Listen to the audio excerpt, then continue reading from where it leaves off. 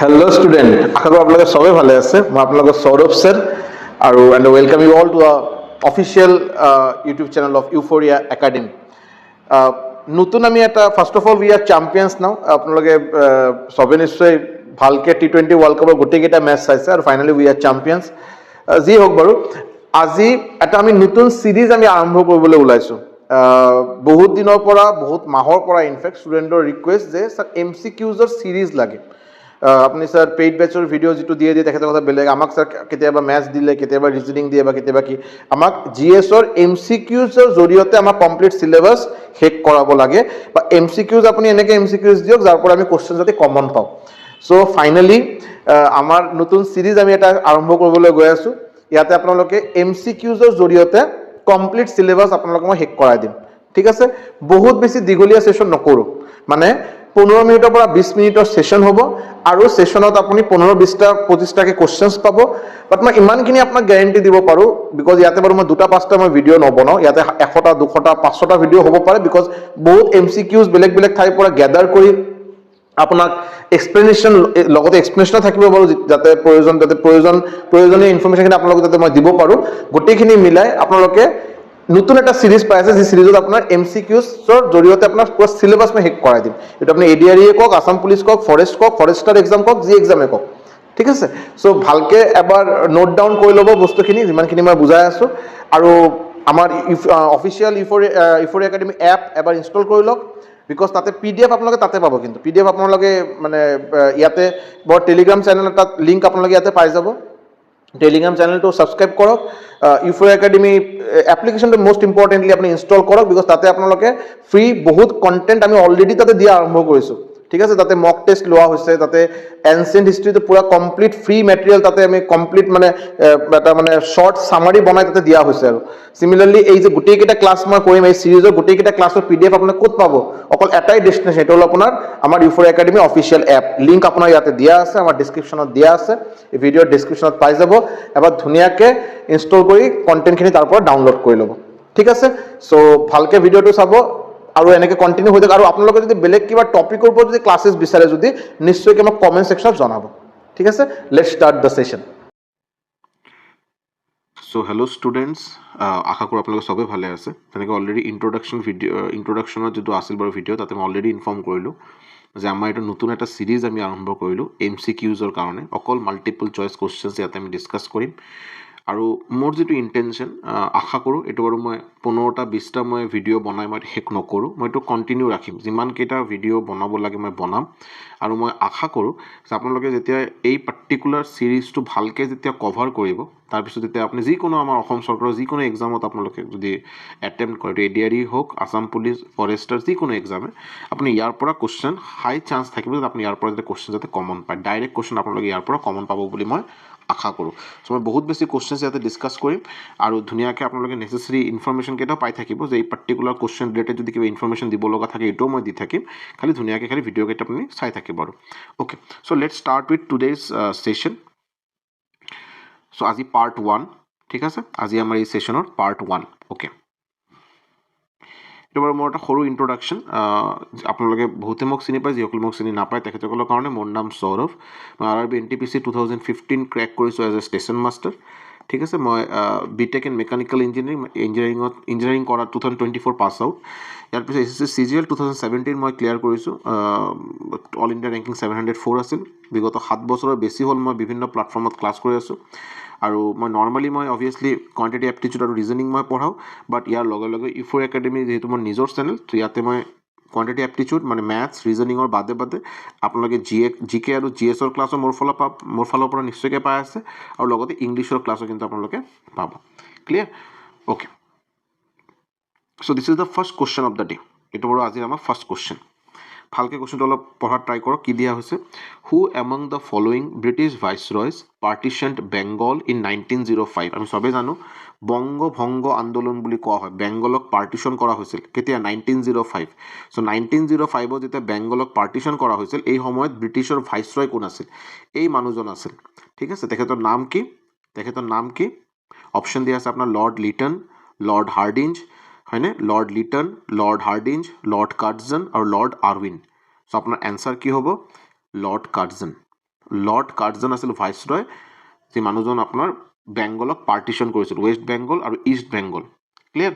Okay, necessary information এই particular কুৱেশ্যনৰ ওপৰত যে Lord Curzon served as the governor general of India, তেখেতে গভৰ্ণৰ জেনেৰেল বা ভাইচৰয় আছিল 1899 পৰা 1905। ঠিক আছে, 1899 মানে 6 বছৰৰ কাৰণে তেখেতক ভাইচৰয় বনোৱা হৈছিল। 1899 তেখেতে কিন্তু কেলকাতা কৰ্পৰেশ্যন এক্ট, এই কুৱেশ্যনত এক্সামত কিন্তু বহুবাৰ আহিছিল যে কেলকাতা কৰ্পৰেশ্যন এক্টে কোনে পাছ কৰিছিল। যেতিয়া আপুনি কেলকাতা কৰ্পৰেশ্যন এক্ট পাব লগে লগে আপোনাৰ এনচাৰ হ'ব লৰ্ড কাৰ্জন। ঠিক আছে, আৰু partition of Bengal exact date কি 19 জুলাই 1905ত বেংগল পাৰ্টিশ্যন কৰা হৈছিল, আৰু এইটো ইমপ্লিমেণ্ট কৰা হৈছিল 16 অক্টোবৰ 1905। মানে এইটো বিল পাছ কৰা হৈছিল 19 জুলাই 1905, বাট এই পাৰ্টিশ্যন অফ বেংগলটো একচুৱেলি ইন ৰিয়েলিটি ইমপ্লিমেণ্ট কৰা হৈছিল 16 অক্টোবৰ 1905।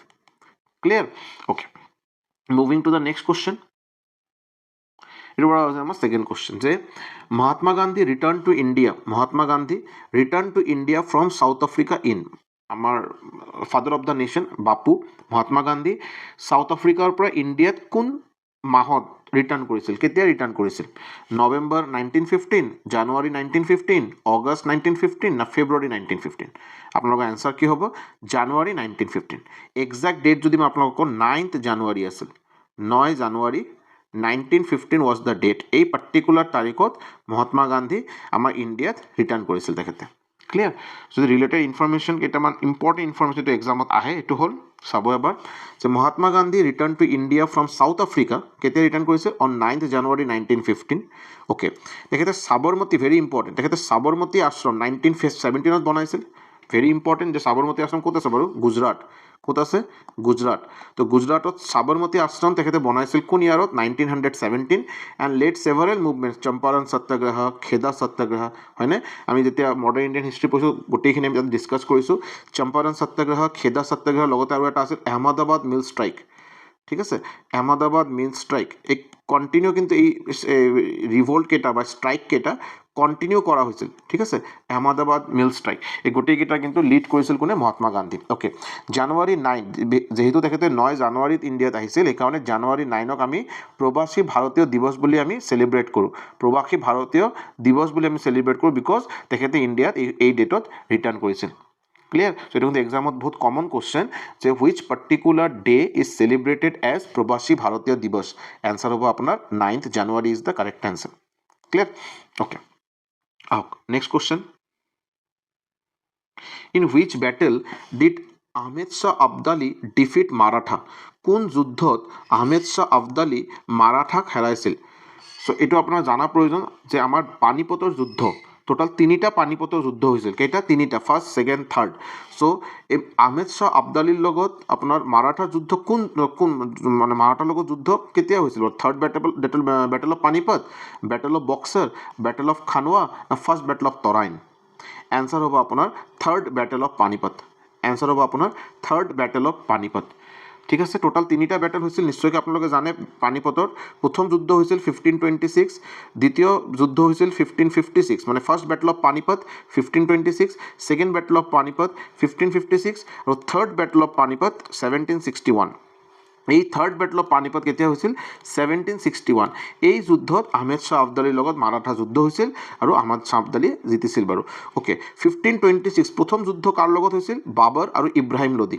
এই 1526 ফাৰ্ষ্ট বেটেল অফ পানিপত কাৰ মাজত হৈছিল? বাবৰ, মানে মোগল সাম্ৰাজ্য ইয়াৰ পৰা আৰম্ভ হ'ল, বাবৰ আৰু ইব্ৰাহিম লোধি। ছেকেণ্ড বেটেল কাৰ মাজত হৈছিল? 1556ত ছেকেণ্ড বেটেল অফ পানিপত কাৰ মাজত হৈছিল? আকবৰ আৰু হিমুৰ মাজত হৈছিল। আৰু 1761ত হৈছিল থাৰ্ড বেটেল অফ পানিপত, কাৰ মাজত হৈছিল? আহমেদ শ্বাহ আবদালি আৰু মাৰাঠাৰ মাজত হৈছিল। ক্লিয়াৰ? অ'কে, ইনফৰমেশ্যনকেইটা ইয়াতে দিয়া আছে বা চাব যে আহমেদ শ্বাহ দুৰাণী, আহমেদ শ্বাহ আবদালিক আমি আহমেদ শ্বাহ দুৰাণী বুলিও ক'ব পাৰোঁ বিকজ তেখেতৰ ডাইনেষ্টিৰ নাম আছিল Durrani dynasty, Afghan Durrani empire বুলি কোৱা হয়। ঠিক আছে, so' Ahmed Shah Durrani, the ruler of Afghan Durrani empire, won the third battle of Panipat. কেতিয়া? January 14, 1761। He defeated the Maratha empire, Maratha সাম্ৰাজ্যক তেখেতে হেৰাইছিল। আৰু মাৰাঠাৰ ৰজা কোন আছিল তেখেতে? লেড বাই সদাশিৱ ৰাও ভাও, সদাশিৱ ৰাও ভাও বুলি আছিল clear okay first battle of Panipat 1526 between Babar and Ibrahim Lodhi already মই ক'লোঁ কোনে জিকিছিল বাবৰ জিকিছিল আৰু ছেকেণ্ড বেটল অফ পানিপত হৈছিল বাৰু 1556ত দ্বিতীয় পানিপতৰ যুদ্ধ 1556 বিটুইন হিমু এণ্ড আকবৰ আৰু হিমুৰ মাজত হৈছিল কোনে জিকিছিল obviously Akbar was the winner clear okay moving to next question very important question LAC line of actual control LAC line of actual control is an effective border between India and কোন দুটা কান্ট্ৰিৰ বৰ্ডাৰক আমি LAC বুলি কওঁ LAC বহুতে এইটো কিন্তু answer কিন্তু পাকিস্তান দিব অপশন দিয়া আছে আপোনাৰ শ্ৰীলংকা পাকিস্তান চাইনা বাংলাদেশ LAC কিন্তু আপোনাৰ পাকিস্তানৰ আৰু ইণ্ডিয়াৰ মাজত বৰ্ডাৰ নহয় এই LAC line of actual control হয় আপোনাৰ চাইনা আৰু ইণ্ডিয়াৰ মাজত বৰ্ডাৰ আৰু যদি আপোনাক যদি কোৱা হয় যে ইণ্ডিয়া আৰু পাকিস্তানৰ মাজত বৰ্ডাৰ কি আপোনাৰ এনসাৰ হ'ব LOC হ'ল লাইন অফ কণ্ট্ৰল আপোনাৰ ইণ্ডিয়া আৰু পাকিস্তানৰ মাজৰ border clear India and Pakistan ঠিক আছে India and Pakistan but LAC যদি আকৌ হ'ব LAC line of actual control এইটো কিন্তু হ'ব আপোনাৰ India and China clear okay so' this is our official app আপোনালোকে নিশ্চয় ইতিমধ্যে সবে গম পাইছে যে আমাৰ গুগল প্লে ষ্টৰত আমাৰ এপ বেছি দিন হোৱা নাই বাৰু এসপ্তাহ 10 দিনমান হ'ল আমাৰ এপ অলৰেডি এতিয়া উপলব্ধ আছে আপোনালোকে ইনষ্টল কৰিব পাৰে এইটো লোগোটো আপোনালোকে চাব পাৰে ইয়াতে Saurabh sir Euphoria Academy Saurabh sir বুলি যদি সাৰ্চ কৰে নিশ্চয়কৈ পাই যাব তাতে কিন্তু আমি daily free study material upload কৰা অলৰেডি আৰম্ভ কৰিছোঁ মক টেষ্ট আমি ফ্ৰী মক টেষ্ট দি আৰম্ভ কৰিছোঁ আজি যে বাৰু মই ক্লাছটো কৰাই আছোঁ ক্লাছটো যে PDF এই PDFটো আপুনি ক'ত পাব ইউটিউব ক্লাছ PDF ক'ত পাব এই এপতে পাব সো এপটো বাৰু সোনকালে আপোনালোকে ইনষ্টল কৰি লওক ইউফোৰিয়া একাডেমি সৌৰভ স্যাৰ বুলি সাৰ্চ কৰে নিশ্চয়কৈ পাই যাব আৰু ক্লিয়াৰ সো আৰু স্পেশাল আৰু এপ্লিকেশ্যন স্পেশাল ক্লাছেছ আমি অকল এপ্লিকেশ্যনৰ বাবে আমি দিয়া আৰম্ভ কৰিছোঁ আৰু এতিয়া প্লেনো হৈ আছে বাৰু সো আৰু আমাৰ ৰিচেণ্টলি এটা পেইড বেচ আমি লঞ্চ কৰিছোঁ গোটেইখিনি আপোনালোকে এপত কিন্তু পাই যাব ক্লিয়াৰ মুভিং ফৰৱাৰ্ড এইটো বাৰু আমাৰ ৰিচেণ্ট আমাৰ বেচ সুপাৰ 60 বুলি আমি এটা বেচ লঞ্চ কৰিছোঁ সুপাৰ 60 বেচ আমাৰ বিশেষকৈ আমাৰ অসম চৰকাৰৰ বিভিন্ন এক্সামৰ বাবে অকল এটা batch ADRE Assam police forest গোটেইকেইটা এক্সাম আপুনি ইয়াতে কভাৰ কৰা হ'ব এইটো লাইভ প্লাছ VOD মানে লাইভ প্লাছ ৰেকৰ্ডেড বেচ হয় আৰু ইয়াতে আপুনি A to Z গোটেইকেইটা subject maths reasoning GS English current affairs everything A to Z গোটেইখিনি আপোনালোকে ইয়াতে পাই যাব clear so' practice PDF doubt sessions class notes live plus recorded classes mock test everything পাই যাব ইয়াতে ঠিক আছে এক্সেছ ইয়াতে অবভিয়াছলি আনটিল ডিচেম্বৰ 2027 দিয়া আছে বাট মই আপোনাক কৈ আছোঁ এইটো আপোনাৰ এক্সাম নোহোৱালৈকে ADRE 3.0 এক্সাম নোহোৱালৈকে আপোনালোকৰ এইটো এক্সেছ দিয়া থাকিব ক্লিয়াৰ ফৰ এনি কুৱেৰি আপোনালোকে এই দিয়া নম্বৰত যদি হোৱাটছএপ কৰি আপুনি খবৰ ল'ব পাৰে যদি কিবা ফাৰ্দাৰ কিবা বেচ ৰিলেটেড কুৱেৰি যদি থাকে নিশ্চয়কৈ এই নম্বৰত আপোনালোকে কানেক্ট কৰিব পাৰে clear okay so' let's start let's resume the session আৰু আমাৰ নেক্সট কুৱেশ্যনত আহক এতিয়া কুৱেশ্যন নম্বৰ 5 আহক কুৱেশ্যন নম্বৰ 5 কি আছে what is the official language of Bhutan আমাৰ নেইবাৰিং কাণ্ট্ৰি হয় এই ভূটানৰ অফিচিয়েল লেংগুৱেজ আপোনাক ক'ব দিছে তো ভূটানৰ অফিচিয়েল লেংগুৱেজ কি হ'ব আপোনাৰ ইউৱান জংখা নেগুলট্ৰাম না ক্যাত এনসাৰ হ'ব আপোনাৰ জংখা क्लियर आंसर होगा अपना जोंगखा ठीक है सो आपका official language of Bhutan very important Bhutan हमारे नेबरिंग कंट्री जेहेतु आम जाना प्रयोजन सो भूटान ऑफिशियल लैंग्वेज की होगा अपना आंसर होगा Dzongkha clear Dzongkha is the correct answer moving to next question next question की दिया हुई which is the largest river island in world बृहत्तम नदीद्वीप अकल इंडियात নহয় গোটেই পৃথিৱীত বৃহত্তম নদী দ্বীপ কোনটো আৰু আমি সবে জানো ক'ত আছে আমাৰ অসমত আছে आंसर কি হ'ব মাজুলী শিৱসাগৰ হাজো না Jorhat largest river island answer হ'ব আপোনাৰ Majuli is the correct answer Majuli is the largest river island in the world আৰু অবভিয়াছলি আমি সবে জানো যে মাজুলী এতিয়া এটা আমাৰ district Majuli is one of the 35 district আমাৰ অসমত আজিৰ দিনত কেইটা ডিস্ট্ৰিক্ট কেইটা জিলা আছে 35 তাতে এটা ডিস্ট্ৰিক্ট হ'ল মাজুলী আৰু মাজুলী লাৰ্জেষ্ট ৰিভাৰ আইল্যান্ড লগতে আৰু এটা কথা যে আমি সবে এইটো এটা ইনিচিয়েটিভ লোৱা প্ৰয়োজন চৰকাৰৰ পৰা ইনিচিয়েটিভ লোৱা প্ৰয়োজন যাতে মাজুলীক যাতে সেভ কৰা হয় বিকজ আমি সবে জানো লাহে লাহে ব্ৰহ্মপুত্ৰৰ পানীৰ প্ৰকোপত আহি লাহে কিন্তু এৰিয়া কিন্তু কম হোৱা আৰম্ভ হৈছে মাজুলীৰ আজিৰ পৰা 15-20 বছৰ আগত যেটো ইমানখিনি এৰিয়া অকুপাই কৰা আছিল আজিৰ দিনত এৰিয়া বহুত কমি গৈছে সো এটা আমাৰ কাৰণে এটা গৰ্বৰ এটা স্থান এটো যাতে আমি মানে সবে এটা ইনিচিয়েটিভ লোৱা প্ৰয়োজন সাজেশন সবে দিয়া প্ৰয়োজন চৰকাৰক কেনেকৈ এটো প্ৰিজাৰ্ভ কৰা যায় আহক next question who was the first Assamese to win প্ৰথম অসমীয়া তেখেতে ভাৰতৰত্ন এৱাৰ্ড পাইছিল first Assamese to win the Bharat Ratna award পোৱা প্ৰথম অসমীয়া মানুহজনৰ নাম কি আমি সবে জানো অপশন কি হ'ব ভূপেন হাজৰিকা দিয়া আছে Gopinath Bordoloi Hiren Gohain Jyotiprasad Agarwala first Assamese to win Bharat Ratna Award? Answer কি হ'ব ক'বচোন? Answer হ'ব আপোনাৰ গোপীনাথ বৰদলৈ। Answer হ'ব আপোনাৰ Gopinath Bordoloi is the correct answer. First Assamese to win the Bharat Ratna Award. Clear? Moving forward. Next question. Which wildlife sanctuary in Assam is famous for golden langurs? অসমৰ কোনটো বন্যপ্ৰাণী অভয়াৰণ্য সোণালী লংগুৰৰ বাবে বিখ্যাত? গোল্ডেন লংগুৰৰ কাৰণে কোন আমাৰ বন্যপ্ৰাণী অভয়াৰণ্য ফেমাছ? ক'ত পোৱা যায়? Wildlife sanctuary Assam. Option কেইটা দিয়া আছে? Pobitora wildlife sanctuary, Manas national park, Kaziranga national park না নামেৰি ন্যাশনাল পাৰ্ক? কি হ'ব আপোনাৰ এনসাৰ? কি হ'ব এনসাৰ? এনসাৰ হ'ব আপোনাৰ Manas national park. Manas national park is the correct answer. Manas national পাৰ্কত আমি গোল্ডেন লংগুৰ পাওঁ। ক্লিয়াৰ? নেক্সট কোশ্চেন নম্বৰ 9 কি দিয়া হৈছে? In which year did Assam become a part of British India? আমাৰ অসম ব্ৰিটিছ ইণ্ডিয়াৰ পাৰ্ট হৈছিল কোন ইয়াৰত? কোন বছৰত ব্ৰিটিছ ইণ্ডিয়াৰ পাৰ্ট হৈছিল আমাৰ অসম?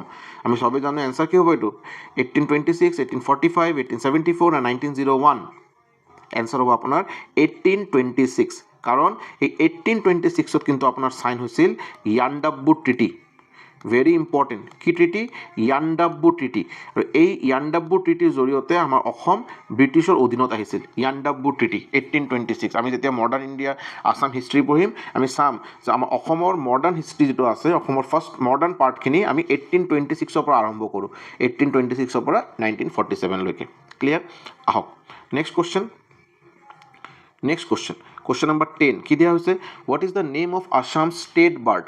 আমাৰ অসমৰ ৰাজ্যিক চৰাইৰ নাম কি? Assam state bird. অসমৰ ষ্টেট বাৰ্ডৰ কি নাম? অপশ্যন দিয়া আছে আপোনাৰ white winged wood duck, great Indian hornbill, Indian roller না পিকক? এনসাৰ হ'ব আপোনাৰ, এনসাৰ কি হ'ব? White winged wood duck. Very important question. White winged wood duck is the correct answer. Clear? অসমৰ আমাৰ ৰাজ্যিক চৰাই, ৰাজ্যিক state bird. Clear? Moving to question number 11। What is the state flower of Assam? অসমৰ ৰাজ্যিক ফুল কি? অসমৰ ৰাজ্যিক ফুল ষ্টেট ফ্লাৱাৰ অফ আসাম কি হ'ব answer? Lotus, foxtail orchid, marigold না rose? Lotus, foxtail orchid, marigold না ৰ'জ? কাৰেক্ট এনসাৰ কি হ'ব আপোনাৰ? Foxtail orchid. কাৰেক্ট এনসাৰ কি হ'ব আপোনাৰ? Foxtail orchid is the correct answer. Clear? Moving forward. Question number 12। Who was the founder of Ahom dynasty in Assam? ঠিক আছে, আহোম বংশৰ প্ৰতিষ্ঠাপক কোন আছিল? মানে আহোম বংশৰ প্ৰথম ৰজা কোন আছিল? Who was the founder of Ahom dynasty in Assam? Rudrasingha, Sukaphaa, Naranarayan, Purandar Singha? ঠিক আছে, কি হ'ব তেখেতৰ নাম? Sukaphaa. Option B Sukaphaa is the correct answer. চুকাফাক কিন্তু আৰু বহুত নামক আমি নামেদি আমি চিনি পাওঁ, যেনেকৈ স্বৰ্গদেউ। স্বৰ্গদেউ তেখেতৰ আৰু এটা নাম আছিল। ক্লিয়াৰ? স্বৰ্গদেউ। ঠিক আছে, চ' স্বৰ্গদেউ বুলি কিন্তু আমি চুকাফাক কিন্তু চিনি পাওঁ, প্ৰথম আহোম বংশৰ প্ৰথম ৰজা, founder of Ahom dynasty in Assam. Clear? Moving to the next question. Question number 13। Which place is known as tea city of India? Tea city of India কোন জেগাক আমি টি চিটি অফ ইণ্ডিয়া বুলি কোৱা হয়? T city Kokrajhar, Guwahati, Silchar, Dibrugarh? T city answer হ'ব আপোনাৰ Dibrugarh is the correct answer. এই কোশ্চেনটো অলপ ডাউট ক্ৰিয়েট কৰে ষ্টুডেণ্টৰ মাজত, অলপ ডাউট ক্ৰিয়েট কৰে। কাৰণ কি, যেতিয়া আপোনাক কোৱা হ'ব tea city of India, answer হ'ব আপোনাৰ ডিব্ৰুগড়। বাট কোশ্চেন আপোনাক কেতিয়াবা দিয়ে tea capital of the world. আপোনাক কোশ্চেন দিয়ে কেতিয়া টি কেপিটেল, চাৰ ৰাজধানী, tea capital of the world, India নহয়, অফ দ্য ৱৰ্ল্ড। ৱৰ্ল্ডৰ টি কেপিটেল কোন জেগা, কোন স্থানক ৱৰ্ল্ডৰ টি কেপিটেল কোৱা হয়? এনসাৰ হ'ব আপোনাৰ কি গম পায়নে? এনসাৰ হ'ব আপোনাৰ যোৰহাট। এনসাৰ হ'ব আপোনাৰ Jorhat is the correct answer. Tea capital of the world যদি আপোনাক সোধে এক্সামত, এনসাৰ হ'ব Jorhat. But tea city of India যদি কোৱা হয়, এনসাৰ হ'ব আপোনাৰ Dibrugarh. Clear? Moving to next question. কি আছে? Which city in Assam has Asia's largest dry fish market? শুকান মাছৰ মাৰ্কেট, বজাৰ, আটাইতকৈ পৃথিৱীৰ এছিয়াৰ ভিতৰত আটাইতকৈ ডাঙৰ শুকান মাছৰ বজাৰ আমাৰ অসমত ক'ত পোৱা যায়? ঠিক আছে, এনসাৰ হ'ব আপোনাৰ গুৱাহাটী, জাগিৰোড, নগাঁও না শিলচৰ? অপশ্যন দিয়া আছে গুৱাহাটী, জাগিৰোড, নগাঁও, শিলচৰ। এনসাৰ হ'ব correct answer is option B Jagiroad. Largest dry fish market in Asia, ইণ্ডিয়াত নহয়, এছিয়াৰ কথা কৈ আছোঁ বাৰু। ক্লিয়াৰ? কোশ্চেন নম্বৰ 15ত আহক। Which Assamese poet is also' known as ধ্বনি কবি? আমাৰ কোন অসমীয়া কবিক আমি ধনী কবি বুলি আমি চিনি পাওঁ, প্ৰসিদ্ধ তেখেতে ফেমাছ এজন আমাৰ পয়েট হয়, আমাৰ অসমৰ এজন ফেমাছ পয়েট হয়। লক্ষ্মীনাথ বেজবৰুৱা, বীনেন্দ্ৰ চন্দ্ৰ বৰুৱা, হেমচন্দ্ৰ বৰুৱা, আনন্দ চন্দ্ৰ আগৰৱালা। এনচাৰ কি হ'ব আপোনাৰ? এনচাৰ হ'ব আপোনাৰ option B, Binandra Chandra Barua is the correct answer. Binandra Chandra Barua তেখেতক কিন্তু আমি ধনী কবি বুলি তেখেতে ধনী কবি বুলি তেখেতে ফেমাছ, আমি তেখেতক ধনী কবি বুলি চিনি পাওঁ। ক্লিয়াৰ? চ' কুৱেশ্যন নম্বৰ 15, আজি আমাৰ এই ছেশ্যনৰ যেনেকৈ মই অলৰেডি কৈছোঁ বহুত বেছি দীঘলীয়া ছেশ্যন নকৰোঁ, বহুত সৰু সৰু ছেশ্যনকেইটা বনাম আৰু মেক্সিমাম নাম্বাৰ অফ MCQs আমি তাতে কভাৰ কৰিম। এইটো আজি আমাৰ পাৰ্ট 1 আমি ইয়াতে শেষ কৰিলোঁ, বহুত সোনকালে আমি নেক্সট পাৰ্টলৈ আহিম। Thank you so' much.